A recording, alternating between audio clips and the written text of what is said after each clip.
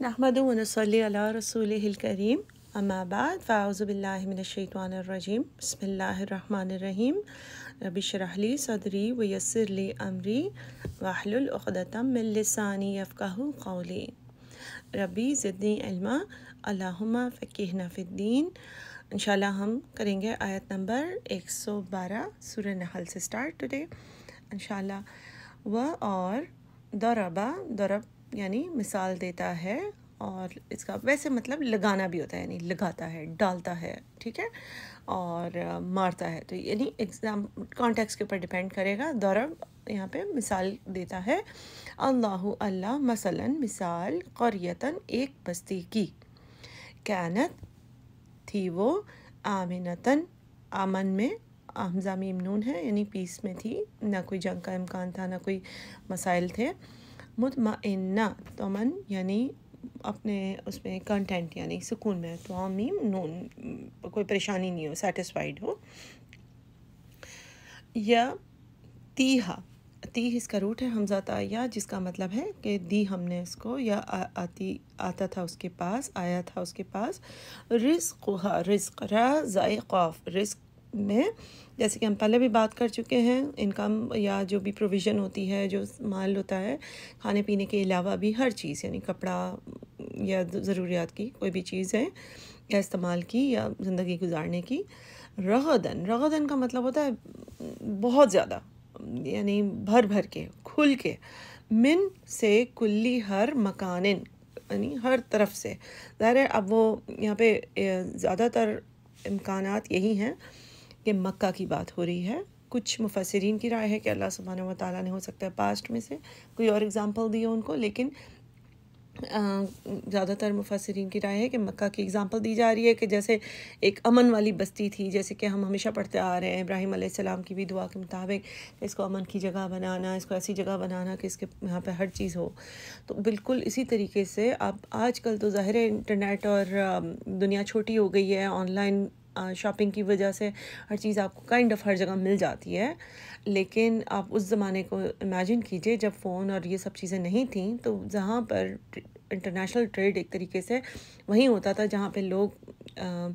ملتے تھے عمرے یا حج کے لیے، اور وہ مکہ ہی تھا کہ جہاں پہ بھر بھر کے سامان ہر جگہ سے آتا تھا۔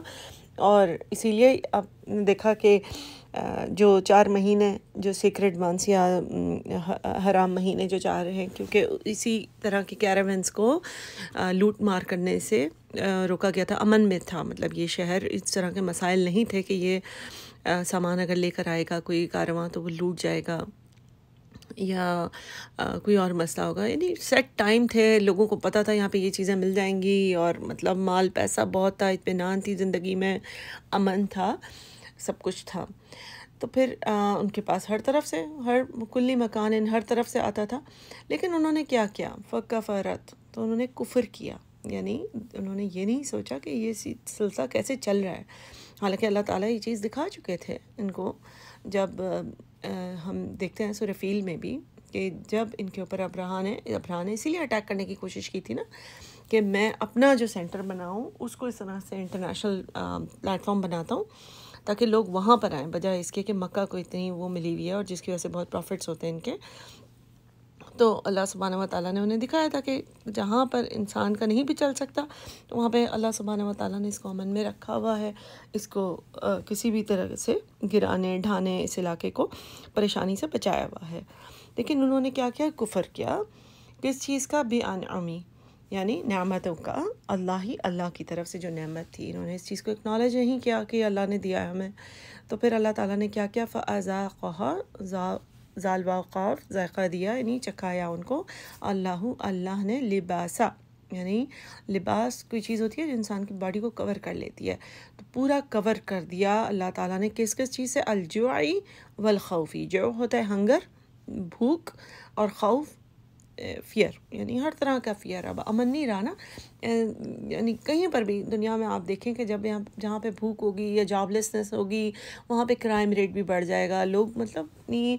ضروریات کو پورا کرنے کے لیے پھر کرائم کرنے میں، چوریاں کرنے میں، ڈکیتیاں کرنے میں، لوگوں کو مارنے میں کوئی وہ نہیں کرتے. اس کے علاوہ انسان اور بھی مسائل بڑھ جاتے ہیں، بیماریاں بڑھ جاتی ہیں جب مال پیسہ نہ ہو، ڈپریشن بڑھ جاتا ہے، اور آپس میں لڑائیاں، اور عجیب یعنی ایک وہ ہوتا ہے کہ جو ایک خوشحال انوائرمنٹ میں چیزیں دیکھی جاتی ہیں وہ اس طریقے سے بدحال انوائرمنٹ میں نہیں دیکھی جاتی. بما بوجہ اس کے جو قانون تھے وہ یسنعون صنع سے، یعنی ان لوگوں نے جو گھڑ لیا تھا، جو کچھ یعنی اپنے ہر چیز کو اس طرح سے سوچنا شروع کر دیا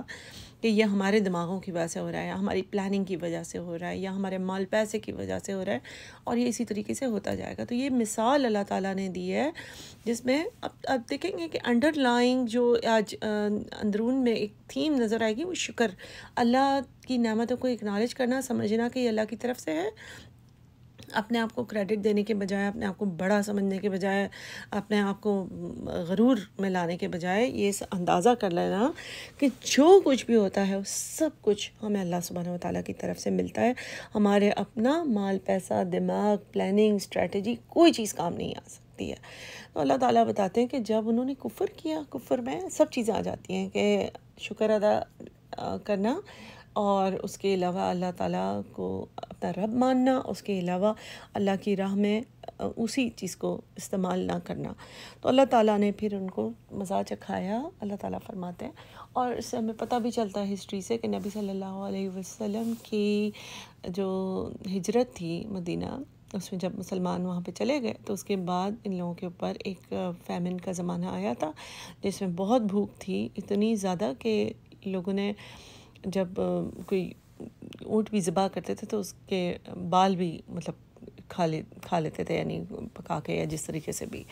بیسکلی اللہ تعالیٰ یہاں پہ فرماتے ہیں کہ یہ مثال ہے. اور اگر آپ مکہ کے علاوہ بھی پچھلی قوموں کا بھی لیں تو اللہ تعالیٰ مشرکین مکہ کو اس چیز کی اگزامپل دیتے ہیں کہ اس چیز کو انڈرسٹینڈ کرنا بہت ضروری ہے کہ جو کچھ بھی دنیا میں آپ کو ملا ہوا ہوتا ہے، چاہے وہ کھانا پینا ہو، چاہے وہ آپ کی فیملی ہو، چاہے وہ آپ کا سٹیٹس ہے، مال دولت ہے، ہر چیز اللہ سبحانہ وتعالیٰ کی وجہ سے اس کے اوپر آپ کفر نہیں کر سکتے، بلکہ شکر ادا کرتے رہنا چاہیے، کیونکہ اللہ تعالیٰ وہی چیز جس طرح سے ہمیں دیتا ہے وہی اسی طریقے سے لے سکتا ہے. اچھوں کے ساتھ یہ ہوتا ہے کہ چاہے وہ بہت پڑھے لکھے بھی ہوں وہ سڑک پہ آ جاتے ہیں، چاہے ان کے پاسٹ میں بہت مال ہو، کوئی ایک چیز ہو جائے زندگی میں اور کہیں پر بھی ان کی عقل مندی کام نہیں آتی اور لوگ روڈ پر آ گئے ہوتے ہیں، جابیں بھی چھوٹ جاتی ہیں، بزنس میں ڈوب جاتا ہے، کسی ایک فیملی ممبر کو کوئی بچے کی بیماری ہو جائے، سارا مال اس پہ ختم ہو جاتا ہے. اور اللہ تعالیٰ ہی چاہے تو وہ برکت دیتا ہے، اللہ تعالیٰ ہی چاہے تو وہ آسانی دیتا ہے. تو آپ دیکھیں گے کہ 112 میں مال سے ریلیٹڈ ہمیں نظر آتا ہے کہ شکر اللہ کا ادا نہ کرنے پر، اللہ کو اکنالج نہ کرنے پر ڈائریکٹ کانورسیشن ہو رہی ہے. 113 میں اسی طرح ہدایت کی جو نعمت ہے اس کی ناشکری کرنے پر اللہ تعالیٰ کیا ہمیں بتاتے ہیں. وہ اور لقد البتہ تحقیق جاءہم آ گیا ان کے پاس. یہ جو جاءہم ہے نا، اس کی وجہ سے ہمیں پتہ چلتا ہے کہ 112 میں مکہ کی ہی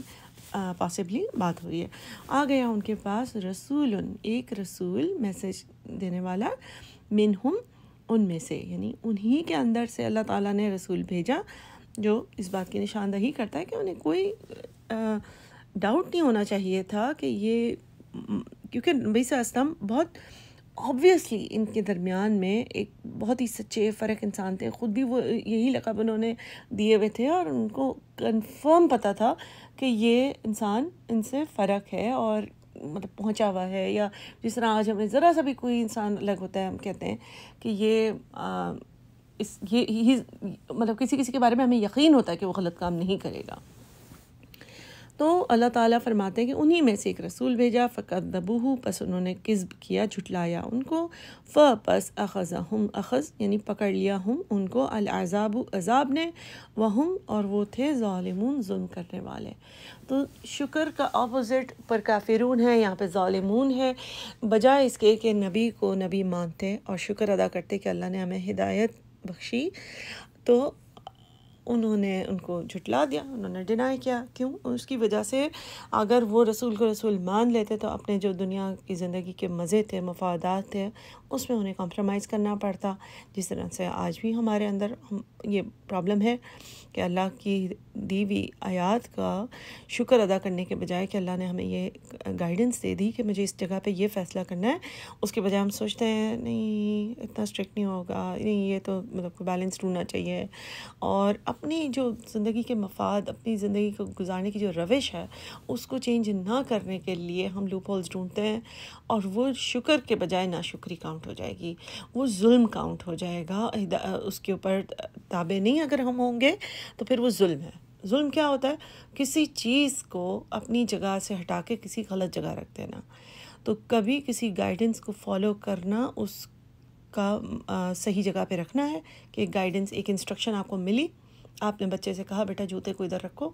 اگر وہ ادھر نہیں رکھتے تو کیا کرتے ہیں؟ غلط جگہ رکھتے ہیں، تو وہ پھر ظلم ہے. اسی طریقے سے اللہ نے انسٹرکشن دی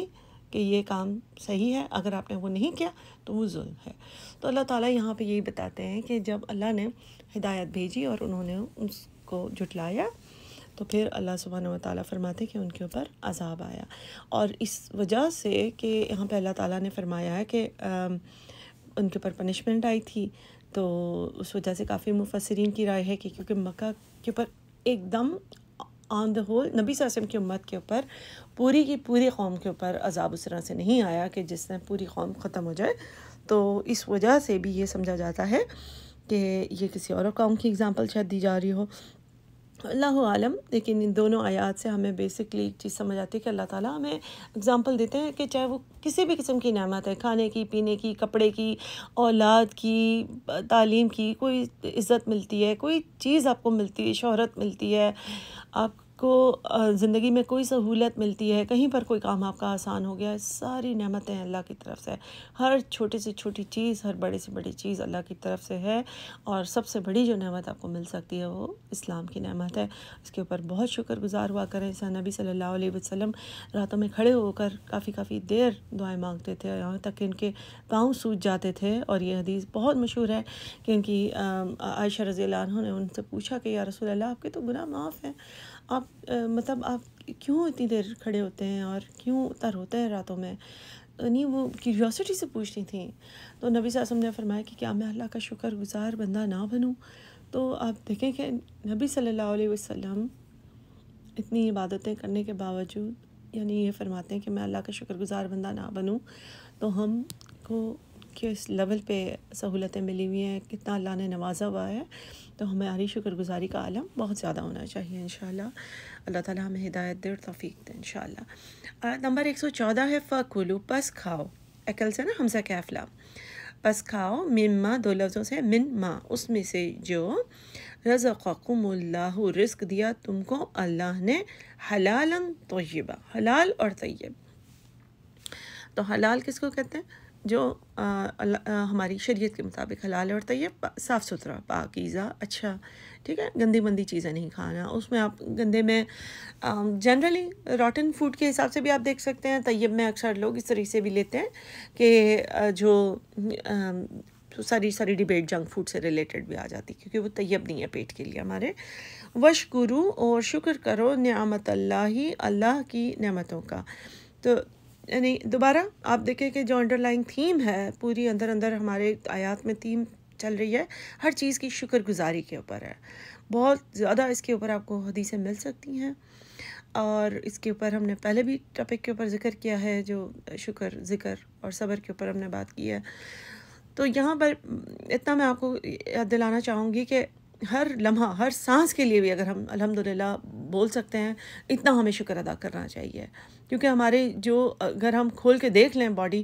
تو ہم حیران ہو جائیں کہ یہ سب کچھ کیسے چلتا تھا. ٹھیک ہے. اور تو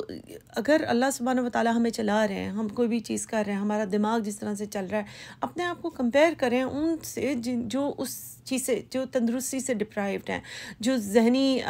مطلب صلاحیتوں سے ڈپرائیوڈ ہیں، جو کسی بھی طرح سے سننے، دیکھنے، کسی بھی چیز میں کوئی کمی اگر ہمارے پاس ہو اور ہم ان سے کمپیئر کریں تو ہمارا شکر نکلتا ہے. تو ہمارا مطلب بہت بڑا حصہ دن کا اللہ سبحانہ و تعالیٰ کی شکر میں، اور ضروری نہیں کہ اس کے لیے مسئلے پہ ہی بیٹھ کے ہر چیز کو جیسے جیسے ہم استعمال کرتے جائیں الحمدللہ بولتے جائیں، تو الحمدللہ بولنے کی عادت اتنی زیادہ کر لیں ہم، کیونکہ یہ آیات آپ دیکھیے کہ ساتھ ساتھ زندگی ہم گزار رہے ہیں، ساتھ ساتھ ہم نعمتوں کو استعمال کریں، ساتھ ساتھ ہم ہدایت کو استعمال کریں، ساتھ ساتھ صحیح فیصلے کریں اور الحمدللہ بولتے جائیں۔ تو اللہ سبحانہ و تعالیٰ فرماتے ہیں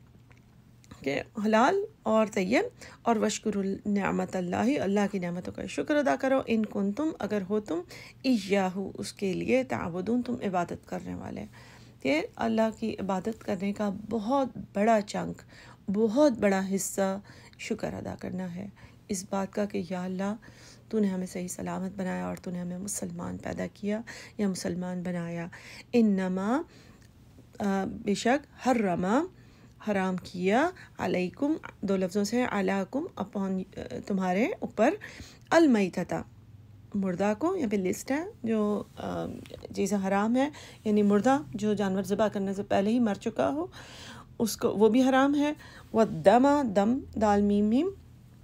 خون، یعنی خون کے بارے میں پہلے تھوڑا سا مینشن کیا ہے کہ جو گوشت پہ تھوڑا بہت لگا ہو جائے دھلنے کے بعد بھی اس کی بات نہیں ہو رہی ہے، یعنی کپ میں بھر کے پینے کی بات ہو رہی ہے، وہ بھی حرام ہے۔ وَلَحْمَ الْخِنزِيرِ اور خنزیر کا گوشت، لحم گوشت کو کہتے ہیں، خنزیر پگ کو کہتے ہیں، سوائن کو کہتے ہیں۔ وما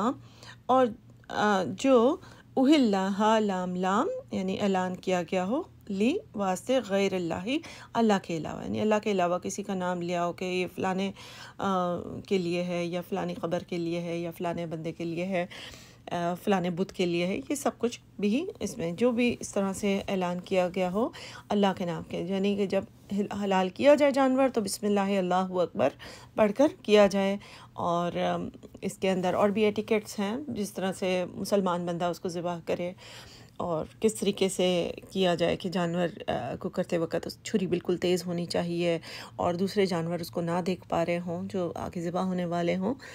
تو یہ ساری چیزیں ہمیں ذہن میں رکھنی چاہیے، جو حلال کرنے والا بندہ ہے وہ مسلمان ہو، آگے گوشت پھر کوئی اور بھی کاٹ سکتا ہے،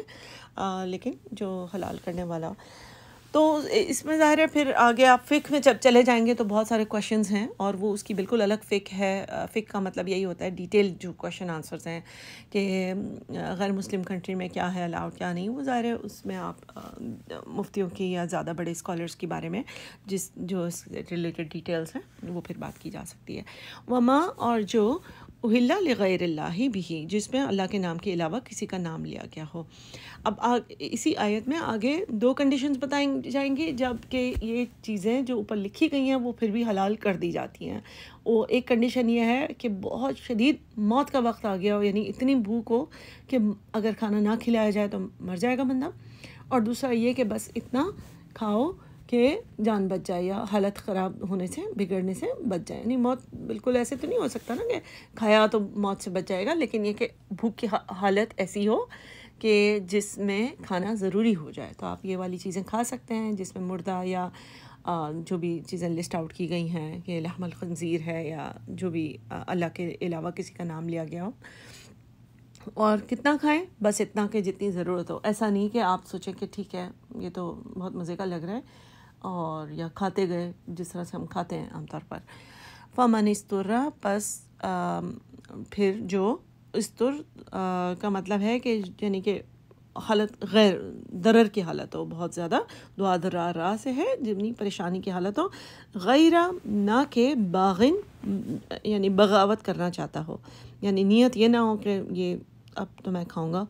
ولا عادن اور نہ ہی عادن، یعنی عاد کا مطلب ہوتا ہے کسی چیز میں آگے نکل جانا، یعنی جتنی ضرورت تھی، عدو ہوتا ہے نا کہ ٹرانسگریس کرنا، اپنی لائن کو بریک کر دینا، کہ جتنی بارڈر میں اللہ نے الاؤ کیا ہے اس سے بھی زیادہ آگے نکل جانا، کھاتے ہی جانا، ٹھیک ہے۔ فإن اللہ، بے شک اللہ، غفور الرحیم، اللہ تعالیٰ معاف کرنے والا ہے، بار بار رحم کرنے والا ہے، یعنی اللہ تعالیٰ اس کو کاؤنٹ نہیں کریں گے کہ اگر خدا نخواستہ زندگی میں کسی کے پاس یہ موقع آئے اور اسے کھانا پڑ گیا جبکہ اس کی نیت بغاوت کرنا نہ ہو کہ اللہ نے جو حکم دیا ہے تو کیوں دیا ہے، میں تو کھاؤں گا،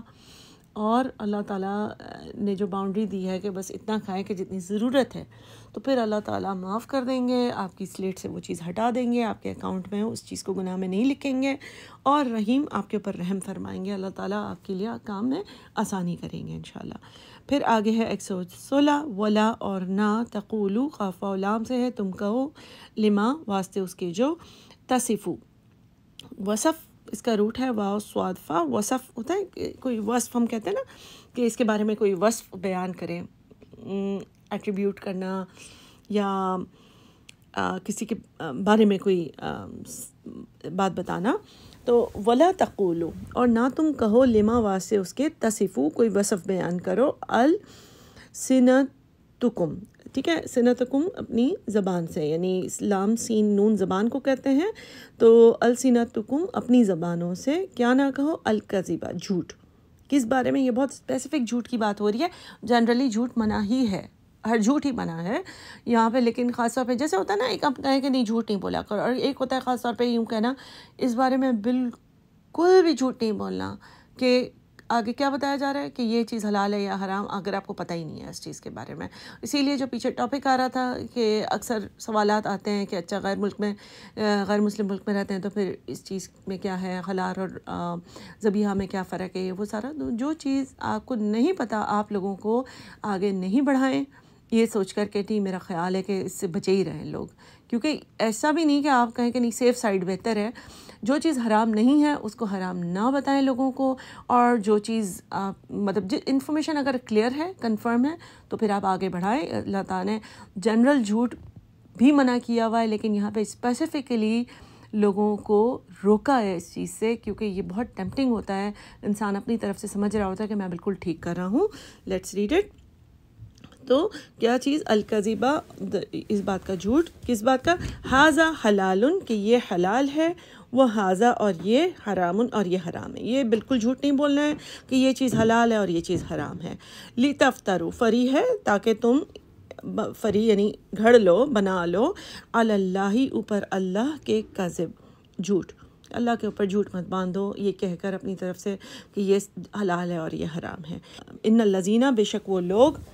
یفترون، وہ جو گھڑتے ہیں، علی اللہ، اوپر اللہ کے، الکذب، جھوٹ، لا نہیں، یفلحون، وہ فلاح نہیں پائیں گے۔ یعنی نیت آپ کی چاہے یہی ہو کہ میں فلانے کو بچا لوں، بہتر ہے کہ اس چیز سے بالکل ہی منع کر دوں، ٹھیک ہے، آپ نے خود کسی چیز سے اپنے آپ کو روکنا ہے، آپ روکیے، لیکن جسٹ بیکاز کہ آپ سوچیں کہ یہ جو باؤنڈری اللہ کی، اس سے اندر بھی ایک باؤنڈری لگا دوں تاکہ لوگ سیف سائڈ رہیں، میری نیت تو اچھی ہے، لیکن وہ فلاح پانے والے نہیں ہیں، اللہ تعالیٰ نے یہاں پہ کلیئرلی بتا دیا ہے۔ اب پھر آیت نمبر 117 میں اسی چیز کو اللہ سبحانہ و تعالیٰ فرماتے ہیں کہ یہ متاع ہے، یعنی ایک متاع ہوتا ہے کسی چیز کو، کسی فیلنگ کو انجوائے کرنا، یا مطلب کوئی سامان انجوائے کرنا، کسی بھی چیز کو آپ انجوائے کر سکتے ہیں، یعنی کہ یہ آسانی ہے، قلیل، قاف لام لام چھوٹی سی، وہ اور لہم ان کے لیے، عذاب علیم، عذاب ہے دردناک، کہ کوئی اپنی طرف سے جسٹ بیکاز کہ آپ کو فار ایگزامپل اگر کوئی ٹرسٹ کرتا ہے، اگر آپ میری بات سن رہے ہیں اور آپ ٹرسٹ کرتے ہیں، تو ہو سکتا ہے کہ میں اس پوزیشن کو انجوائے کرنا شروع کر دوں کہ اچھا لوگ مجھے ٹرسٹ کرتے ہیں، پوچھ رہے ہیں، تو ٹھیک ہے، جیسے ہی کسی نے پوچھا فوراً بتا دیا یہ حلال ہے، یہ حرام ہے، اور اس طرح سے ایک رسپیکٹ آپ انجوائے کرنے لگ جاتے ہیں۔ اللہ سبحانہ و تعالیٰ نے فوراً ہمیں یاد دلایا کہ یہ متاع قلیل ہے، یہ تھوڑے ٹائم کے لیے ہے، لیکن جو عذاب ہے وہ بہت دردناک ہے۔ اس لیے ہی جو دین سے ریلیٹڈ نالج ہے اس میں انسان کو بہت کیئرفل، دنیا کی بھی چیزوں کو آگے پھیلانا، جیسے کہ یہ حدیث ہے کہ اس سے بڑا جھوٹا کوئی نہیں ہے جو کسی بات کو سنے اور اس کو ایسے ہی آگے بڑھا دے، اب وہ چاہے ہم باتیں سننے میں، چاہے گاسپ کی، اچھا تم نے سنا اس کی بیٹی کی شادی کس سے ہوئی، تم نے سنا اس بارے میں یہ کیا ہوا، تم نے سنا، اس کو بھی، یعنی کہ رومرز کے بارے میں بھی ہے، افواہوں کو اڑانا، اس کے علاوہ جس طرح سے ہم فارورڈ کر دیتے ہیں بغیر دیکھے جانے کچھ بھی چیزیں آگے بڑھا دی کہ نہیں یہ صحیح لگ رہا ہے، اچھا لگ رہا ہے، اس میں کیا برائی لگ رہی ہے، اچھا ہے، بغیر سمجھے جانے جو ہے آپ فارورڈ نہ کریں کسی چیز کو، بہت کیئرفل رہیے، کیونکہ یہ آپ کو مزہ تو اس وقت بڑا آئے گا کہ اچھا میں نے یہ کر دیا، دیکھو میں نے آگے بڑھائی، یا میں نے ایک چیز بنا دی، آپ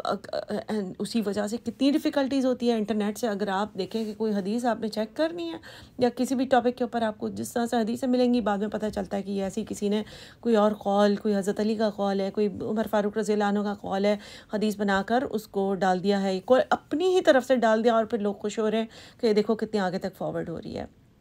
تو یہ مسئلہ بہت بڑھتا جا رہا ہے, اور اس سے ہمیں پتہ چلتا ہے اللہ تعالیٰ نے کتنی پریکٹیکل ہمیں گائیڈ لائنس دی ہوئی ہیں کہ یہ سب بھی حرام ہے. ایون حلال اور حرام اپنی طرف سے بولنا یہ سوچ کے کہ میں کسی کا فائدہ ہی کرا رہی ہوں نا, اس میں کیا ہو گیا اگر ایک چیز انہوں نے کم کھا لی تو. جب اللہ نے حلال کیا ہوا اس چیز کو, حرام نہیں کیا, تو ہم کون ہوتے ہیں اس چیز کو لوگوں کے لیے حرام بنانے میں, یا مطلب ہے کہ اس میں یہ سوچ کر کہ نہیں حلال بنا لیتے ہیں ورنہ تو اگلی جنریشن بہت ہی پریشان ہو جائے گی. یہ ہمارا کام نہیں ہے کہ دین کو ہم آسان بنا لیں ورنہ لوگ دین کی طرف نہیں آئیں گے, لوگ پٹ آف ہو جائیں گے. یہ ہمارا کام نہیں ہے. اللہ تعالیٰ نے ہمیں جو دین دیا ہے وہ ٹھیک ہے, اور وہ بالکل ٹھیک ہے. کیا ہم اللہ سبحانہ و تعالیٰ کی بتائی ہوئی چیز کو ہم چیلنج کریں گے؟ ٹھیک ہے, کیونکہ اکثر ہمارا دل کرتا ہے کہ یہ لوگ یہ سوال پوچھ رہے ہیں, یہ چیز الاؤڈ ہے کہ نہیں ہے. اب اگر ہم نے بول دیا کہ نہیں یہ حرام ہے, ٹھیک ہے, یا اگر ہمیں ساری سورسز سے سب تحقیق کرنے کے بعد پتہ چلتا ہے کہ یہ حرام ہے, تو نہیں گنجائش نکلتی ہے کر دیں, تو کیا ہوتا ہے کہ ایک آپ اپنی طرف سے اس چیز میں غلطی کر رہے ہیں, کھول رہے ہیں, آسانی کر رہے ہیں, یہ سوچ کر کہ نہیں آپ خدا بننے کی کوشش کرتے ہیں, یعنی یہ سوچ کر کہ نہیں چلو زیادہ لوگ دین کی طرف آ جائیں گے, بعد میں دیکھا جائے گا. تو یہ بڑا ٹیمپٹنگ ہوتا ہے, لیکن کہنے کا مطلب ہے کہ اللہ سبحانہ و تعالیٰ کے ہاتھ میں ہے کس کو بھی ہدایت دینا ہے. اللہ تعالیٰ کسی کو بھی چاہیں, اللہ تعالیٰ چاہتے تو سب کو مسلمان بنا سکتے تھے, لیکن یہ ہمارا ٹیسٹ ہے ہم کیا کرتے ہیں, جو بھی ہمارے پاس گائیڈنس آتی ہے. ٹھیک ہے, آگے ہم 118 پڑھتے ہیں. وَعَلَىٰ اور اوپر الَّذِينَ ان لوگوں کے, ہادو جنہوں نے, یہاں پہ یعنی یہودی کے بارے میں بات ہو رہی ہے کہ جو یہودی ہوئے, حرمنا ہم نے حرام کیا, ما جو قصصنا جو قصے سے ہے, جو قصہ آپ کو سنایا یا بتایا گیا ہے آپ کو, علیکا آپ کی طرف, من قبل اس سے پہلے, وما اور نہیں, ظلمناہم ہم نے ظلم کیا ان کے اوپر, ولیکن لیکن, کانو تھے وہ, انفسہم اپنی نفسوں پر, یظلمون وہ ظلم کرتے تھے. یعنی اللہ سبحانہ و تعالیٰ ہمیں یہاں پہ بتاتے ہیں کہ جو لوگ ہیں یہودی, ان کے اوپر بھی کافی چیزیں حرام تھیں. اب انہوں نے خود حرام کر دی تھیں اپنے اوپر کچھ چیزیں, جیسے کہ ہم پہلے بھی پڑھ چکے ہیں کہ یعقوب علیہ السلام کو شاید الرجی تھی, یا کسی وجہ سے انہوں نے اگر کیمل کا گوشت نہیں کھاتے تھے, یا جو بھی چیز ہم سنتے ہیں, تو وہ ان کے اوپر حرام تھی یا نہیں تھی. کچھ چیزیں انہوں نے خود ہی اپنے اوپر ظلم کر لی تھی, اور کچھ چیزیں اللہ سبحانہ و تعالیٰ نے ایز اے پنشمنٹ پھر ان کی شریعت میں ڈال دی تھی کہ ٹھیک ہے پھر یہ ان کے اوپر حرام ہے. یعنی کہ جیسا ہمیں جمعے کا دن اللہ تعالیٰ نے دیا ہے, ہمیں تو اجازت دی ہے نا کہ جیسے ہی جمعہ پڑھو اس کے بعد تم اپنے کاروبار کی طرف جا سکتے ہو, لیکن ان لوگوں کے لیے پھر سیٹرڈے ایسا اسٹرکٹ بنایا تھا کہ پورے سیٹرڈے میں تم لوگ دنیا سے ریلیٹڈ کوئی اور کام نہیں کرو گے, نہ کاروباری نہ اور بھی کوئی دنیا سے ریلیٹڈ, کیونکہ وہ چیزیں کرتے تھے, لوپ ہولس بناتے تھے, اچھا اس طریقے سے کر لیں. اور جیسا ہم جال کے بارے میں بھی پڑھتے ہیں, اور بھی وہ چیزیں کرتے ہیں, جس طرح سے سر ڈھانپنے کے بارے میں تھا, تو عورتیں جو ہے وگ خرید کے پہن لیتی ہیں تو کہ بال نہیں نظر آنے چاہیے. تو مقصد مطلب فوت ہو جاتا ہے جب وہ چیزیں اس طریقے سے کرتے ہیں, تو پھر اللہ تعالیٰ ان کی پنشمنٹ, ایسے لوگوں کی پھر پنشمنٹ اور بھی مشکل ہو جاتی ہے جو پھر آگے پیچھے کرتے ہیں اللہ کے حکموں کو. پھر ہے آگے آیت نمبر 119, ثم پھر, انا بے شک, ربک تیرا رب, للذین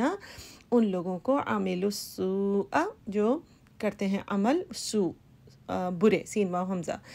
بی جہالتن جہالت میں, ثم پھر, تابو اور پھر وہ توبہ کر لیتے ہیں. یعنی اگر جہالت کی حالت میں, جس طرح ہم کہتے ہیں نا, اب جہالت کی حالت ضروری نہیں ہے کہ آپ غیر مسلمی کی حالت میں, ہم لوگ میں سے اکثر لوگوں کا یہ حال ہوتا ہے کہ ہم جب قرآن پڑھتے ہیں تو ہمیں بہت ساری چیزوں کی, یا دین میں ہم تھوڑے سے ڈیپر آتے ہیں تو ہمیں احساس ہوتا ہے کہ یہ تو ہم نے گڑبڑ کر لی, یا فلانا کسی کا حق مار دیا, یا کسی کو سیلری صحیح طریقے سے نہیں دی, بہت زیادہ یعنی کہ کھینچ لیا کسی کو جو ہمارے قابو میں آ سکتا ہے. ہوتا ہے نا کبھی کبھی ہم نے پاسٹ میں ہم اپنے دیکھتے ہیں تو ہمارا ایک دم حالت پریشانی سی ہوتی ہے کہ اس زمانے میں صحیح سے دوپٹہ نہیں لیا, یا یہ کیا, یا قرآن کو اس طرح نہیں پڑھا, نمازیں اس طرح چھوڑ دی. ہر ایک کا پاسٹ ہے, ٹھیک ہے, لیکن اللہ سبحانہ و تعالیٰ نے یہاں پہ بڑی خوبصورت بات کی ہے کہ اگر پاسٹ میں ایسی کوئی چیز کر لی ہے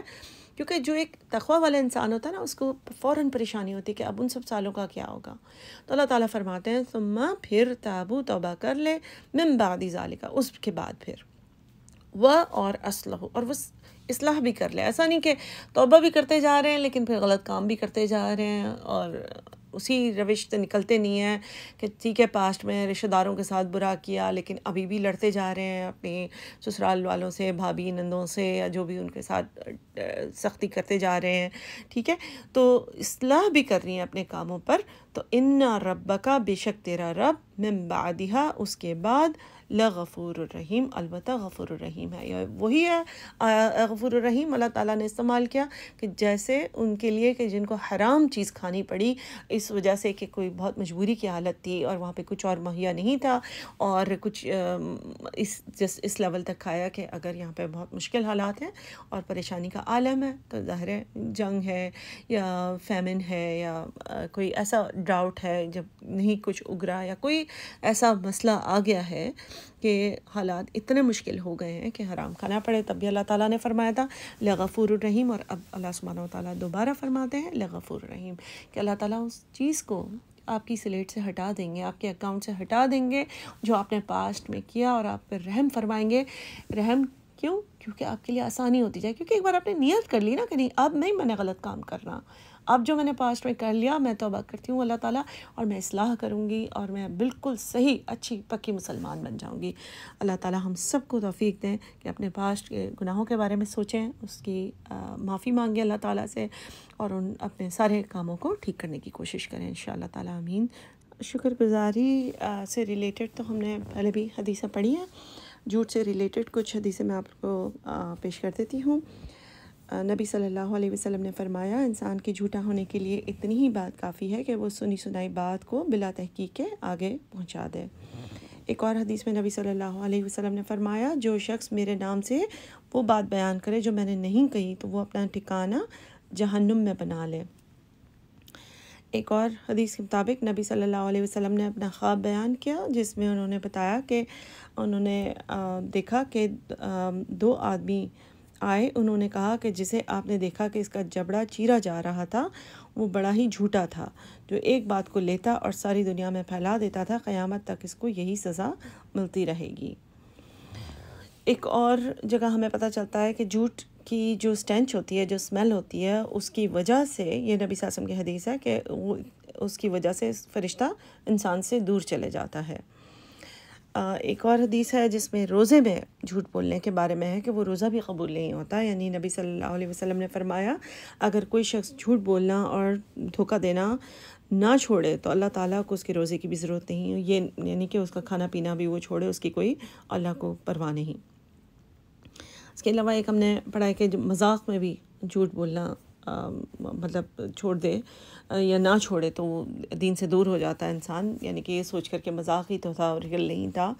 اور کون سا لوگ بلیو کر رہے تھے. تو اس کے بارے میں اس کے اپوزٹ کے یعنی کہ جو مذاق میں بھی جھوٹ نہیں بولتا اللہ سبحانہ و تعالیٰ نے اس کے لیے جنت کے درمیان میں نبی صلی اللہ علیہ وسلم نے گارنٹی کیا ہے گھر کہ جو اتنی حد تک جھوٹ سے دور رہے کہ مذاق میں بھی ذرا سا بھی اس کا شیبت ذرا سا بھی ملاوٹ نہ کرے. تو یعنی ہمیشہ ہمیشہ جھوٹ سے ہر وقت دور رہے تو اللہ تعالیٰ نے اس کے لیے جنت کے بیچ میں گھر کا گارنٹی دی ہے، ضمانت دی ہے.